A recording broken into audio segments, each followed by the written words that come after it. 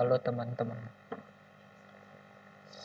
hari ini saya ingin menjelaskan tentang Enterprise Resource Planning atau yang disebut juga dengan ERP. Perkenalkan, nama saya Rian Haryanto dengan nomor induk mahasiswa 341900099 dari kelas 3 PDK 52. Yang pertama, saya ingin menjelaskan tentang latar belakang dan sejarah dari ERP. ERP sendiri berdiri sejak 1900-an. Telah banyak digunakan oleh perusahaan-perusahaan di seluruh dunia menggantikan sistem informasi yang telah dikembangkan sebelumnya. Menurut Lee, tahun 2000, aplikasi ERP merupakan paket yang mengintegrasikan fungsi-fungsi bisnis yang penting ke dalam suatu sistem informasi melalui sharing database yang terintegrasi. Sistem ERP sendiri dirancang untuk membantu organisasi di dalam mengelola sumber daya yang dimilikinya secara terintegrasi.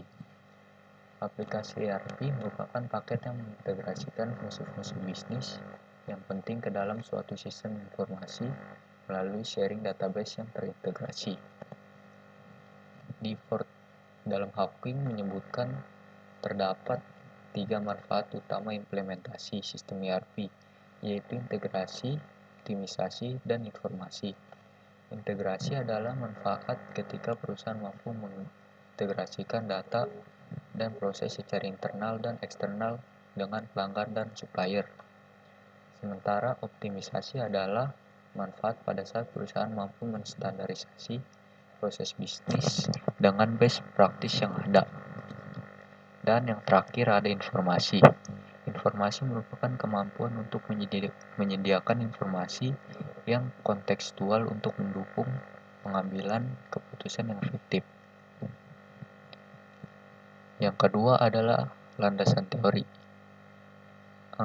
Pada landasan teori kali ini saya akan menjelaskan tentang perencanaan sumber daya perusahaan atau yang sering disingkat ERP. Dari istilah bahasa Inggris, ERP sering adalah Enterprise Resource Planning, sebuah sistem informasi yang diperuntukkan bagi perusahaan manufaktur maupun jasa yang berperan mengintegrasikan dan mengotomasikan proses bisnis yang berhubungan dengan aspek operasi, produksi, maupun distribusi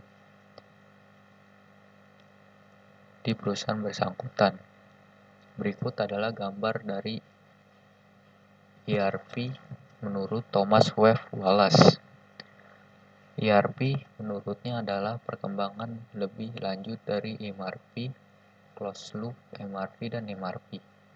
Dari namanya, dapat disimpulkan bahwa ERP cakupannya lebih luas dari MRP kedua. Kedua-duanya menyangkut perencanaan. MRP kedua adalah perencanaan yang sudah lebih luas dari pendahulunya, yaitu MRP. Karena mengintegrasikan perencanaan material dengan perencanaan lain, seperti perencanaan bisnis, perencanaan penjualan, perencanaan produksi, dan perencanaan keuangan. Namun MRP kedua, sebagaimana namanya, yaitu Manufacture Resource Planning, masih terfokus dengan perencanaan yang langsung berkaitan dengan manufaktur. Sedangkan ERP juga masih mengenai perencanaan. Yang ketiga, saya ingin menjelaskan tentang pengertian dari Enterprise Resource Planning atau ERP. ERP sering disebut dengan sistem informasi yang diperuntukkan bagi perusahaan manufaktur maupun jasa yang berperan mengintegrasikan dan mengotomasikan proses bisnis yang berhubungan dengan aspek operasi, produksi, maupun distribusi di perusahaan bersangkutan.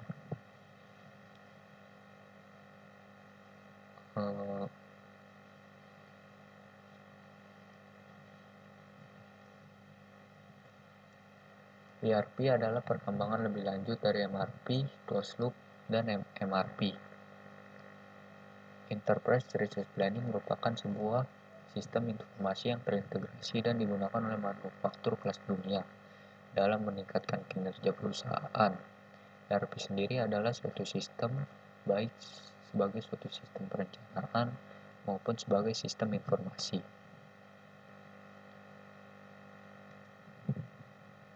Dan yang saya akan menjelaskan tentang konsep dasar Enterprise Resource Planning atau ERP. Yang pertama ada perencanaan sumber daya perusahaan atau yang sering disingkat ERP. Dari istilah bahasa Inggrisnya Enterprise Resource Planning.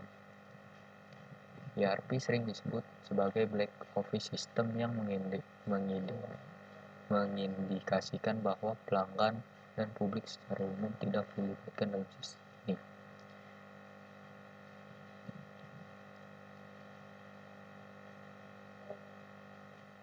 Berbeda dengan front office system yang langsung berurusan dengan pelanggan seperti sistem e-commerce, customer relationship, manajemen, atau CRM, dan e-government, dan lain-lain.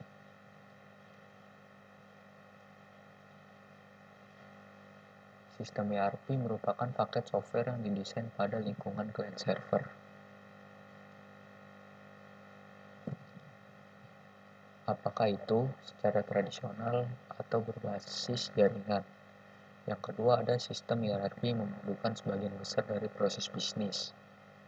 Yang ketiga, sistem ERP memproses sebagian besar dari transaksi perusahaan.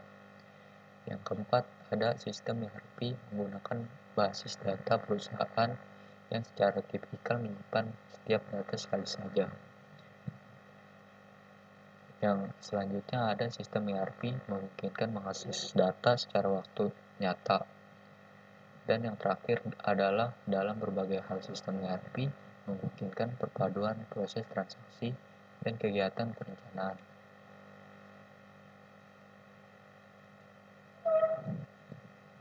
Itu merupakan karakteristik dari Enterprise Resource Planning.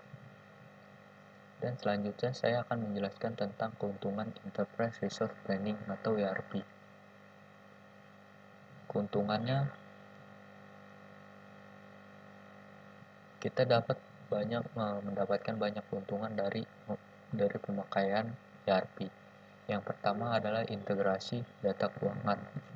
Oleh karena semua data disimpan secara terpusat, maka para eksekutif perusahaan memperoleh data yang up to date dan dapat mengatur keuangan perusahaan dengan baik. Yang kedua ada standarisasi proses operasi. Artinya ERP menerapkan sistem yang standar di mana semua divisi akan menggunakan sistem dengan cara yang sama. Dengan demikian, operasional perusahaan akan berjalan dengan lebih efisien dan efektif. Yang ketiga ada standarisasi data dan informasi.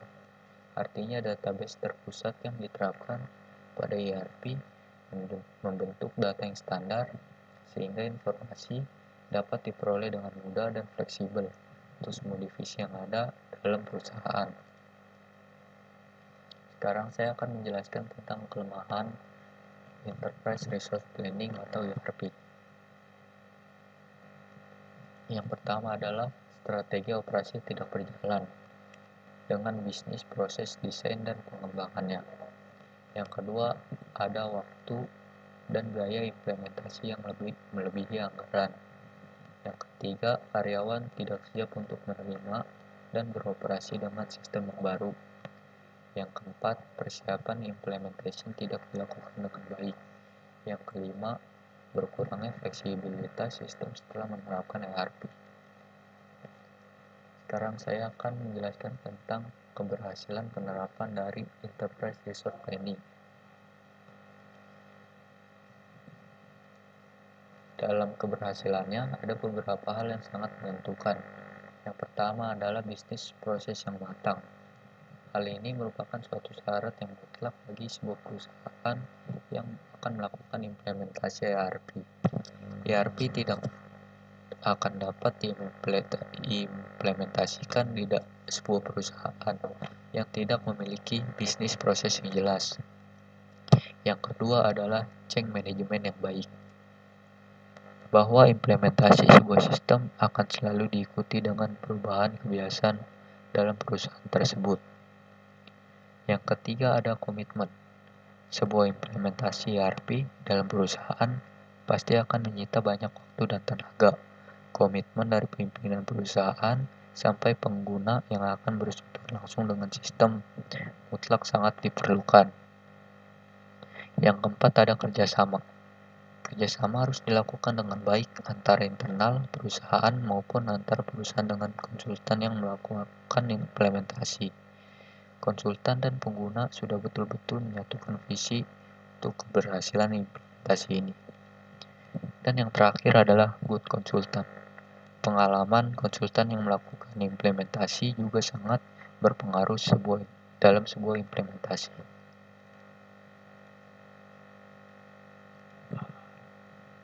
Saya akan menjelaskan kesimpulannya, bahwa kita dapat menyimpulkan sistem ERP ini dapat mengkoordinasi dan mengatur data, proses bisnis, dan sumber daya yang ada dalam suatu perusahaan. ERP memungkinkan kita untuk mengintegrasi dan penggunaan data-data dari setiap aspek yang ada dalam perusahaan, sehingga manajemen perusahaan yang memiliki pandangan terintegrasi mengenai perusahaannya akan berjalan lebih lancar, karena pada dasarnya bisnis proses dalam perusahaan saling terkait satu dengan yang lainnya. Ini merupakan referensi dari pembuatan PPT saya. Sekian presentasi dari saya. Terima kasih teman-teman.